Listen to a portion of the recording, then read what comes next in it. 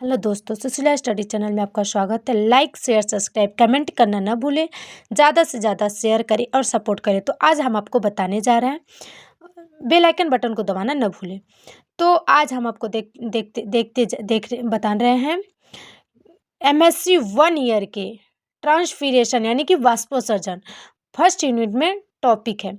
तो देखिए, पादप के वायवीय भागों तना, पत्ती, पुष्प, फल से जल की वाष्प के रूप में हानि को वाष्पोत्सर्जन कहते हैं।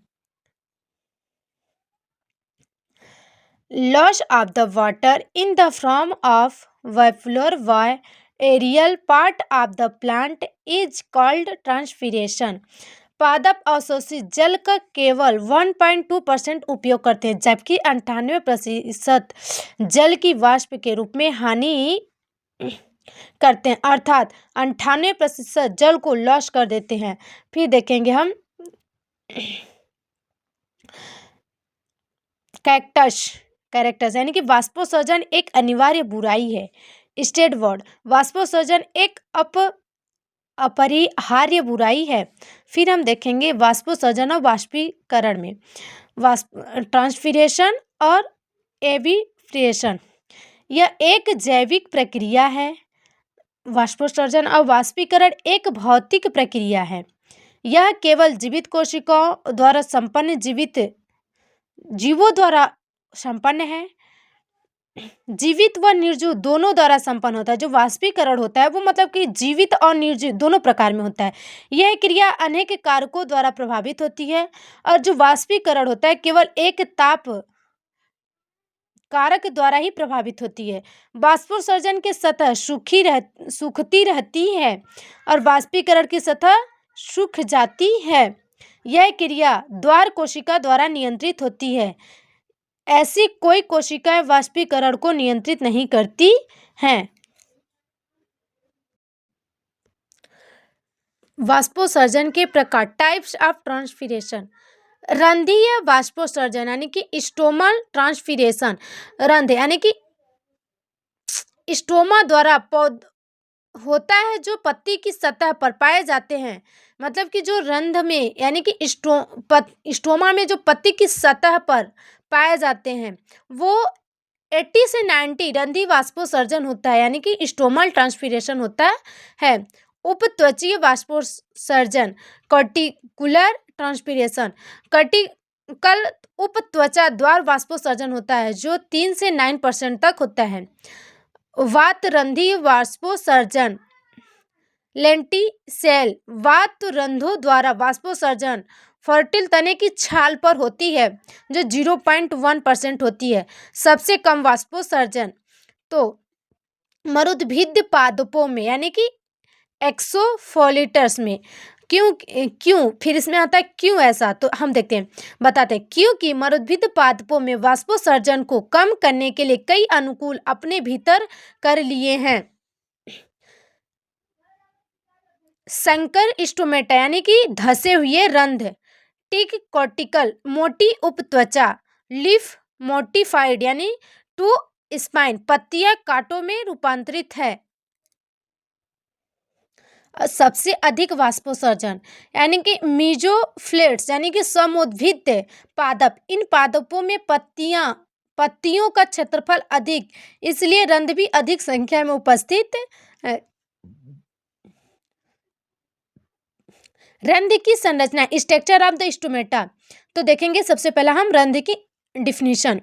हरे तनों तथा पत्तियों की बृहद त्वचा पर अनेक छोटे छोटे छिद्र पाए जाते हैं जिन्हें रंध्र यानी कि स्टोमेटा कहते हैं। मतलब कि हरे तनों तथा पत्तियों पर बृहद त्वचा पर अनेक छोटे छोटे छिद्र पाए जाते हैं जिन्हें रंध्र कहते हैं। प्रत्येक छिद्र 2 वृत्ताकार किडनी स्पेस द्वार अथवा रक्षक कोशिकाओं से घिरा रहता है, जैसे कि हम आपको दिखा रहे हैं यहाँ पर। देखिए ये क्या है, आपकी अधिचर्मीय कोशिका यानी कि एपिडर्मल सेल। ठीक है, ये देखेंगे गार्ड सेल्स हैं ये, और ये क्या है, गार्ड सेल्स हैं। और ये दोनों क्या है, इसके सब यानी कि सेल्स यानी कि सहायक कोशिका।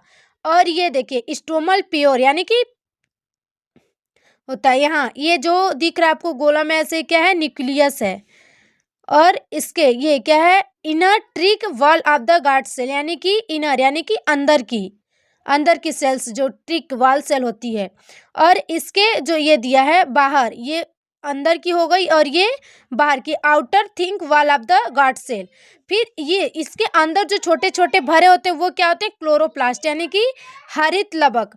द्वार कोशिकाओं की अंदर की भित्ति मोटी एवं स्थिर नॉन स्टिक होती है। देख सकते हैं आप, क्या बोला है, द्वार कोशिकाओं के अंदर की भित्ति ये मोटी एवं यानी कि नॉन स्टिक तथा बाहर की भित्ति पतली एवं लचीली होती है, यानी कि इलास्टिक होती है। यह देख सकते हैं आप, किससी होती है, बाहर की भित्ति पतली एवं लचीली होती है। द्वार कोशिकाओं को चारों ओर से बृहत्त्वचीय कोशिकाएं घेरे रहती है, इन्हें सहायक सेल्स कहते हैं। सहायक सेल, जैसे कि ये चारों ओर से घेरी हुई है तो इसको क्या कहते हैं, सहायक कोशिका कहते हैं। रंध्र को घेरे हुए विशेष अधिचर्मी कोशिकाओं को द्वार कोशिका यानी कि गार्ड सेल्स कहते हैं। तो डाइकॉट में गार्ड सेल को आकृति यानी कि वृत्ताकार होती है, किडनी स्पेस की। और मोनोकाट में सेल की आकृति डबलाकार यानी कि डबल स्टैंड की होती है। गार्ड सेल में माइक्रोफिब्रिल्स यानी कि सूक्ष्म तंतु उपस्थित जो अरीय रूप से विन्यासित स्टोमेटल यानी कि ओपनिंग में हेल्प करते हैं।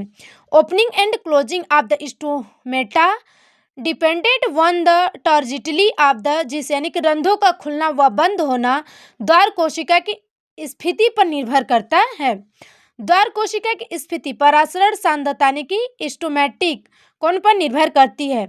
जब द्वार कोशिकाओं की परासरण सांद्रता यानी कि ओपी अधिक होगी तो रंध्र खुल जाएंगे, और जब द्वार कोशिका की यानी कि ओपी परासरण सांद्रता कम होती है तो रंध्र क्या होते हैं, बंद हो जाते हैं। यहाँ देखिए अपवाद यानी कि एक्सोफिजिलेटेड यानी कि मरुद्भिद पादप, तमोक्रियाशील रंध्र यानी कि साइकोएक्टिव स्टोमेटा, रंध्र जो रात को खुलते हैं न दिन में बंद रहते हैं वाष्पोत्सर्जन को कम करते हेतु। एक बात हम आपको और बता रहे हैं इसमें कि स्टोमेटा जो होती है वो लीफ पर यानी कि पत्ती पर होती है। इसमें 3 प्रकार की जैसे कि होती है, आपको लिखा नहीं है लेकिन हम बता रहे हैं, आप लिख लीजिएगा। हाइपोस्टोमेटिक लीफ यानी कि अधोरंध्रीय पत्ती, और तीसरा है ये, इसका ये भी बता दें, जो रंध्र पत्ती की निचली सतह पर उपस्थित होती है। एपियोस्टोमेटिक लीफ यानी अधिरंध्रीय पत्ती पत्ती की ऊपरी सतह पर उपस्थित होती है। और फिर है एम्फिसोस्टोमेटिक लीफ यानी कि उभयरंध्रीय पत्ती, ये पत्ती की दोनों सतह पर उपस्थित होती है। और जो डाइकॉट होता है वो पत्ती की निचली सतह पर अधिक रंध्र व ऊपरी सतह पर अपेक्षाकृत कम रंध्र यानी कि डाइकॉट के अंदर लीफ को पृष्ठधारी पत्ती है। और मोनोकॉट पत्ती की दोनों सतह पर समान संख्या में रंध्र उपस्थित करते हैं। तो आज हमको इस वीडियो में इतना ही बता रहे हैं, आगे का कल वीडियो बता देंगे।